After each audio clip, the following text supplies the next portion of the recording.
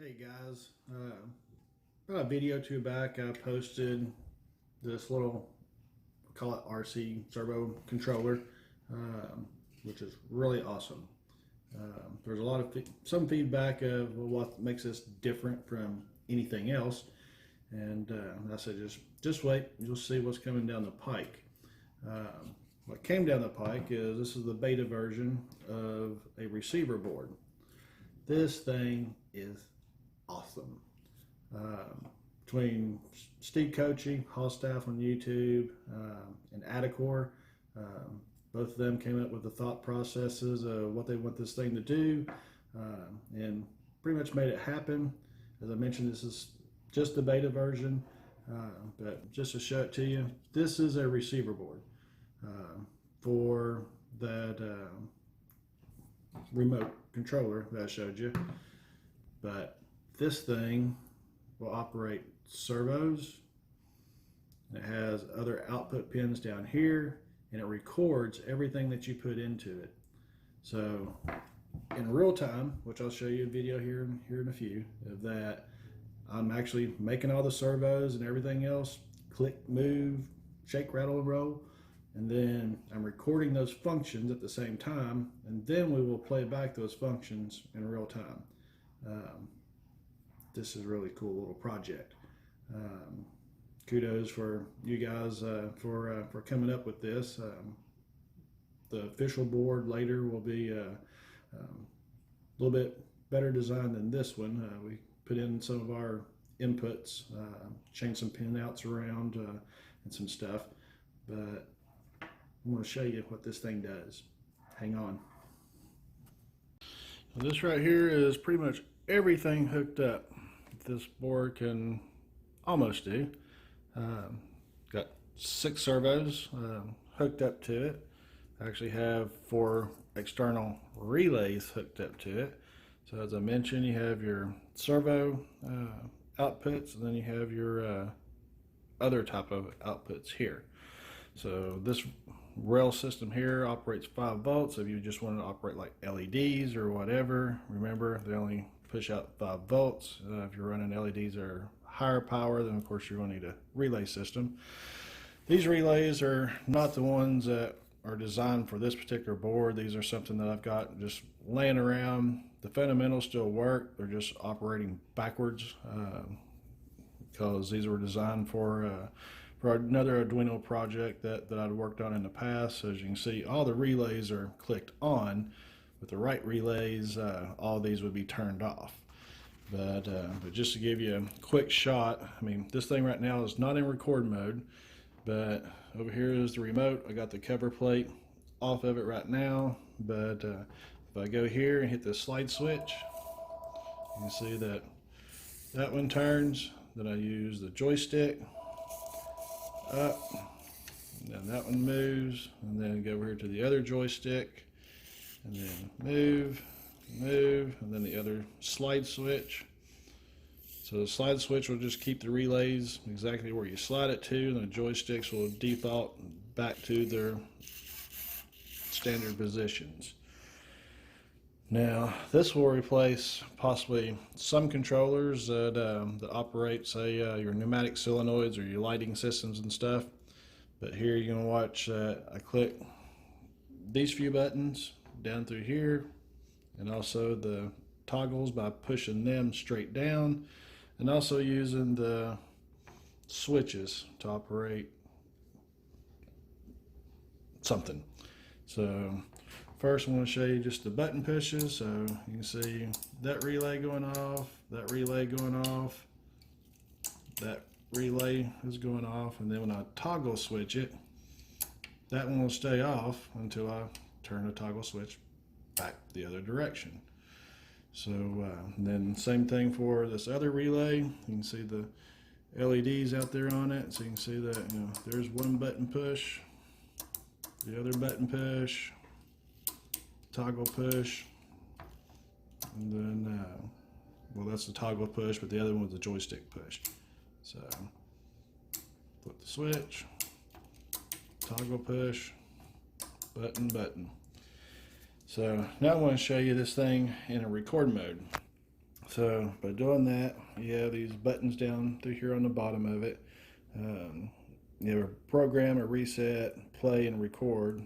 The buttons that you're going to be dealing with right off the bat is play and record. So to record a scene, you just hit record. It'll flash like 3 times. After the 3rd time, it will start recording all your movements. So you can say, I'll move the slide, move my joystick, move that joystick around, and then hit the slide. And then when I hit my buttons,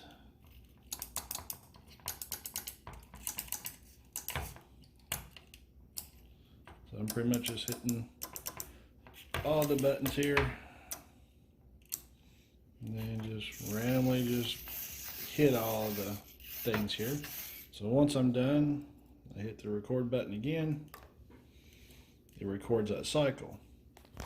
Now I don't have a PIR or a trigger hooked up, but for some of you folks, you may know when I talk about a high input or a low input, different type of motion sensors have different ways that they trigger things. But the pinouts are here to hook up your PIR or push button switches. So right now I'm not going to even show you how to hook that up, but it's fairly simple. But here now I'm just going to hit play.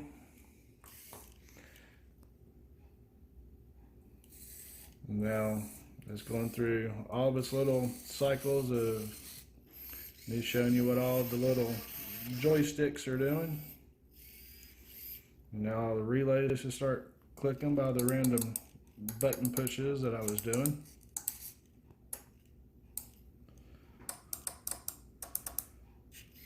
And of course at the same time my servos are still moving.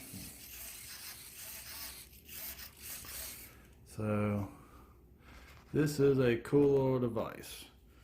A lot of what you want it to do is stored on a little SD card, which once I find it, there it is under those wires. So on your SD card, you'll have a little file. I think they call it a config file. It's a text document, and basically you tell it how long you want it to wait before it re-triggers, how long you want it to delay, and certain other variables. Some other functions are going to be added, like servo limits, because sometimes you don't want your servo to be starting off here. You want it to be kind of clicked one way, so you can actually set your servo limits. And so right now it's actually, when I'm just playing this thing back, it's in what I call the loop mode.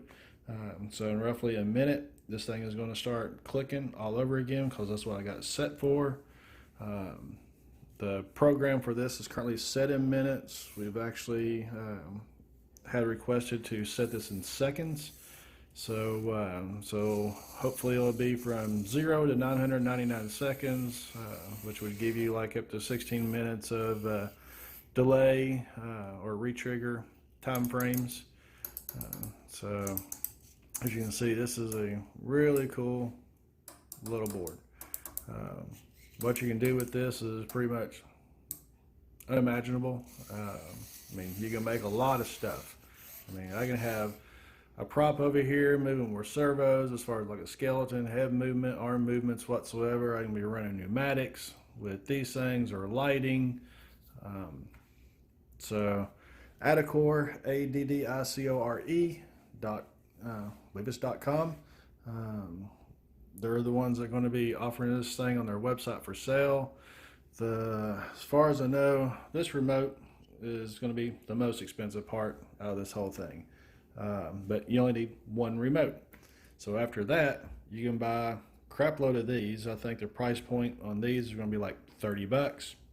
Where else are you going to be able to get a receiver board that can control up to 8 things, like 8 relays, and operate 6 servos for a price point of $30 for this little thing? So initial cost, I'm just guessing here, to buy the remote and the receiver board, you're probably going to be looking at, I don't know, just say 70 bucks. Still cheaper than most prop controllers out there, but after that, you're only buying this thing.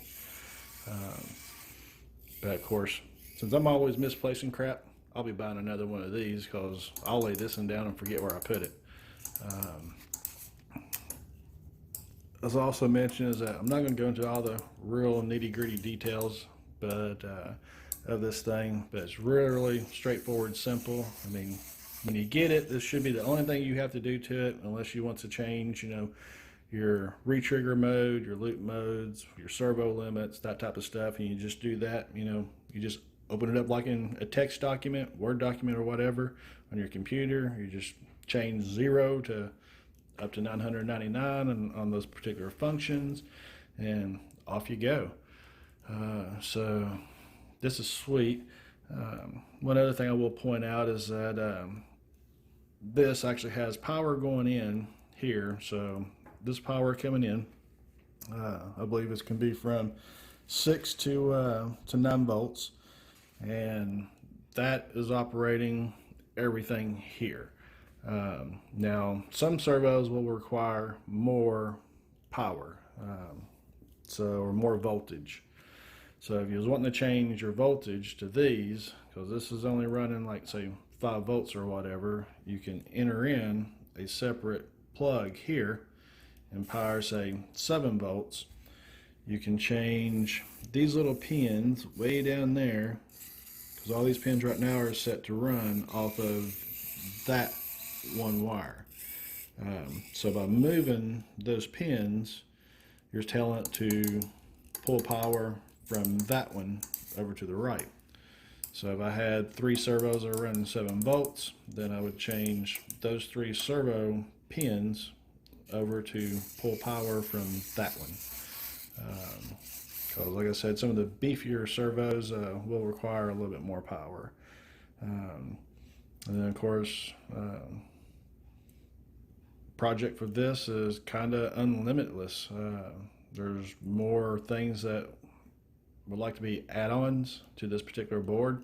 You know, make it beefier, nicer. Did I just say that? Anyway, this is a long video, one of the longest ones I ever did besides my backyard haunt video. But I think this one is well worth it.